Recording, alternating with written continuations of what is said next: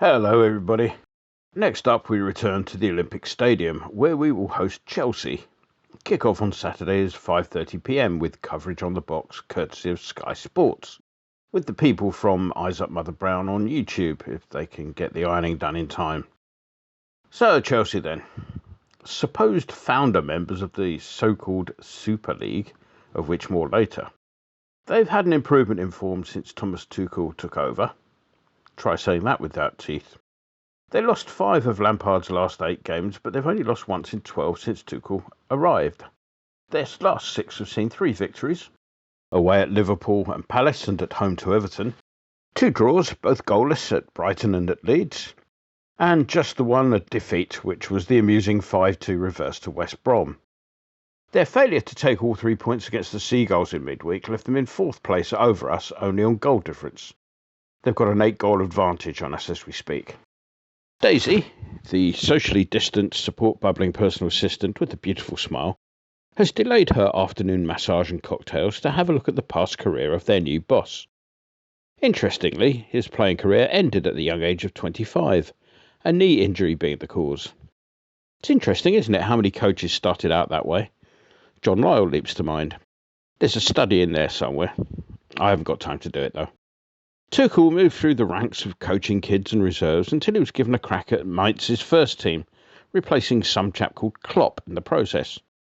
Despite limited resources, he got them into Europe on a couple of occasions, but when in 2014 qualification wasn't backed up with transfer funds, he elected to walk, having turned down offers from other clubs earlier in the season.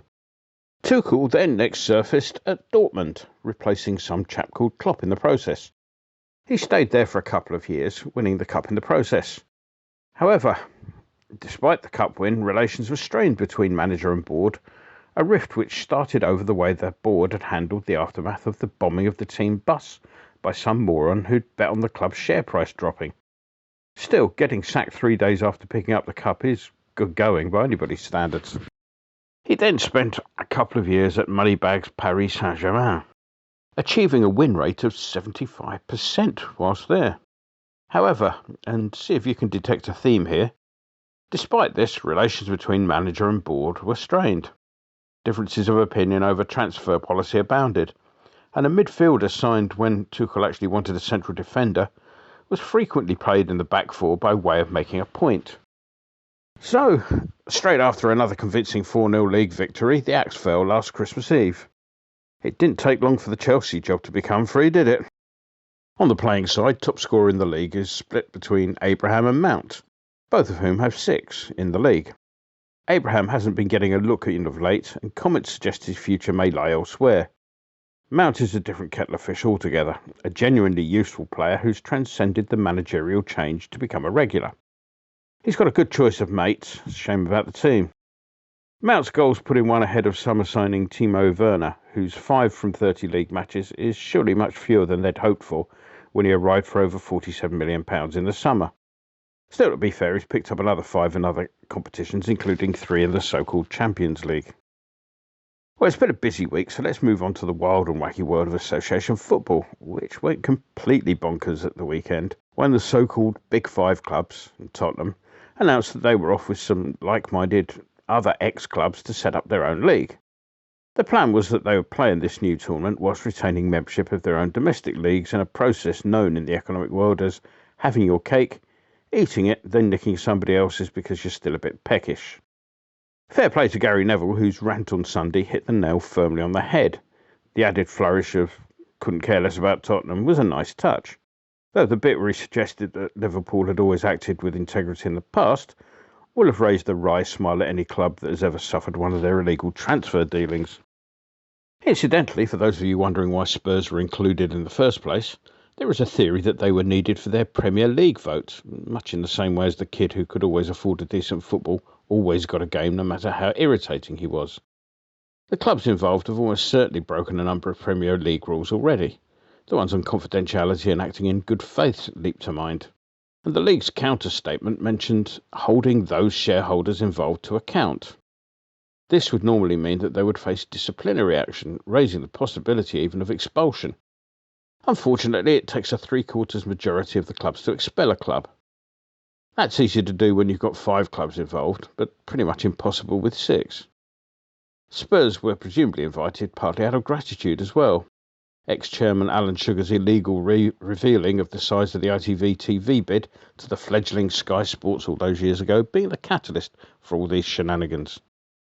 Remind me again what Sugar did back for a living back then. Oh yes, he flogged satellite dishes and set-top boxes. How silly of me. Of course, as soon as Chelsea and Manchester City pulled out, the whole house of cards crumbled. Arsenal were next, adding a grovelling apology to their announcement. At the end, they all pulled out, and the big regret being that they told Spurs they were doing so.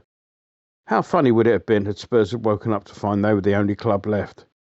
They'd still have finished second, mind. Meanwhile, Liverpool supporters, who have in the past been quite happy to turn a blind eye to some of the dodgy things their club gets up to, were up in arms and removing banners from the ground and getting some new ones made. Some of them had said that had the plans gone ahead, they would have picked another club to support, some citing West Ham as an alternative. Presumably they looked at the revised league table and saw us top.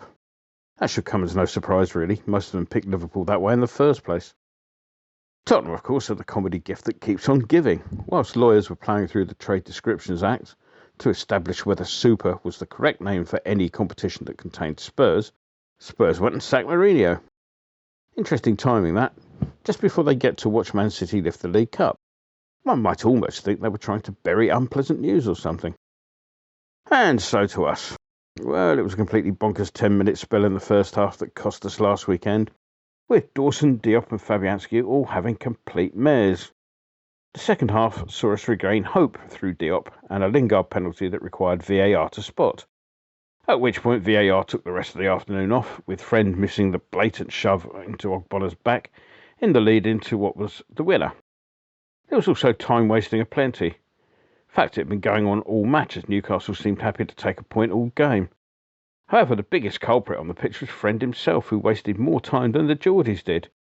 He ignored the time taken up in stoppage by Lingard's injury, Carroll's substitution, and, ironically, the time taken to issue a yellow card for time wasting. The worst bit was when he took half a minute to spray foam onto the grass for a free kick which was never going to leave the corner from which it was taken. Meanwhile, Newcastle's win surprised Preview Alistair so much he had a funny turn. And as I write this, he's currently undergoing tests on his dodgy ticker in Harefield Hospital. Get well soon, mate. Oh well, the lack of depth was actually going to catch up with us eventually, and it's just a shame it happened on the day that Fabianski decided to have an off day. The apology issued by the keeper was, in my opinion, totally unnecessary, but it is a measure of the man that he felt the need to make it. Dawson's madness will see him suspended.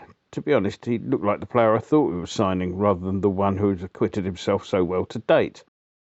He's not been the full Monty over the last couple of games, so maybe a week off will prove beneficial. Ogbonna will have benefited from the run-outs, though it's fair to say he was a bit rusty last weekend. It's a bit difficult to comment on injuries this week as one has an earlier deadline than usual. However, Rice and Antonio are definitely out. Arthur has had some fluid on his knee and is rated 50-50, as is Cresswell with his hamstring. The odds are better on Lingard, whose premature demise at the weekend is said to have been cramp rather than yet another hamstring. However, that's a bit odd, as you'd have thought he would have been cert to be available in that case, rather than the 75% he's assessed at present. Randolph, on the other hand, came through an under-23 match unscathed, and the racing car seats await him. Prediction? Well, they didn't look all that against Brighton, who could easily have added another 2 points to the one they actually got in midweek. Counter that with our lack of numbers in depth, which, if we assume the worst on the injury front, we're going to be relying on team spirit and adrenaline only, which, as we saw last weekend, will only get you so far. Still, on the other hand, again, a West Brom team, vastly inferior to even the depleted resources we've been able to muster, managed to turn them over, so there is a small crumb of optimism. So with a chunk of optimism based on the flimsiest of theories, I will go for a draw. Please take the £2.50 I was going to send to the so-called Super League clubs to compensate them from their separation from that they love most, that is JP Morgan's billions, and place the wager on a 2-2 draw. Enjoy the game. Yes. And big knees up Mother Brown, man. Yeah. Yeah, I'm regularly on the general discussion page. There's There's always someone who's got some information, so I love it. Yeah. It's great. Yes, it's excitement surrounded by imminent disappointment. That's what it mostly is. Get on the forum at kumb.com. Come on, you irons.